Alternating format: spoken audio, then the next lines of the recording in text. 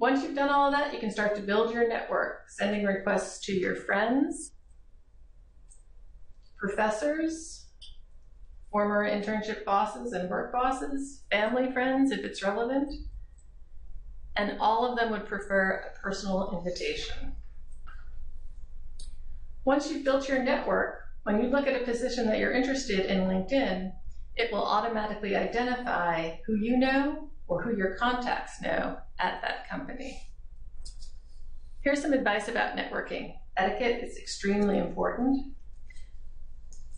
Remember that this is a business database, and there's proper etiquette for if you have a second connection is to go through your first connection and not go directly to the person you are targeting. Here's an excellent example from LinkedIn on requesting someone in your network provide an introduction to you. And please look carefully at that second to last line. It is always, always imperative that you give them a comfortable out. Talking about networking in general for a minute, at an entry level, you may often be asking for an informational interview.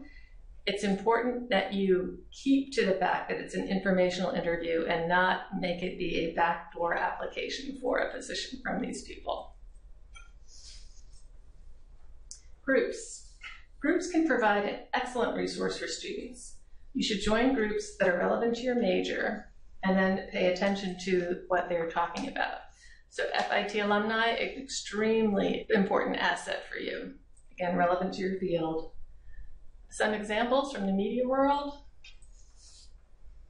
and from the fashion world, but you should search around to find the groups that are right for you.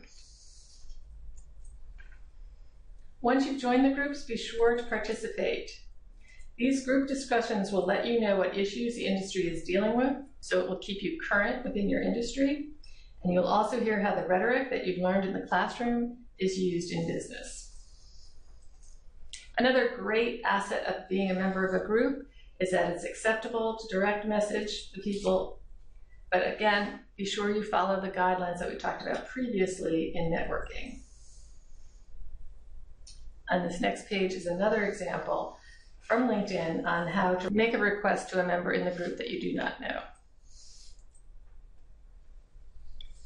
Companies is another important aspect that you should follow the companies that you're targeting, but keep it down to a handful or so. You want to look like you have a direction. Once you've got your LinkedIn profile up and running, don't just leave it there. Be sure you update your status, talk about what's happening in the business in real time, share relevant industry articles, and remind your connections of your job search at least once a month, but not more than that. Be an active member, give and get recommendations, make sure you add events that you're attending, update your profile as you experience changes, and continue to grow your connection bases with new people that you're meeting. LinkedIn is not strictly and only for a job search. It's essential for a job search, but it has benefits beyond that. Again, it can keep you up to date in the field. It can help you find candidates if you're looking for someone in your company. You can easily find an expert in your field if you're looking for a speaker. And it lets you keep a strong eye on your competitors.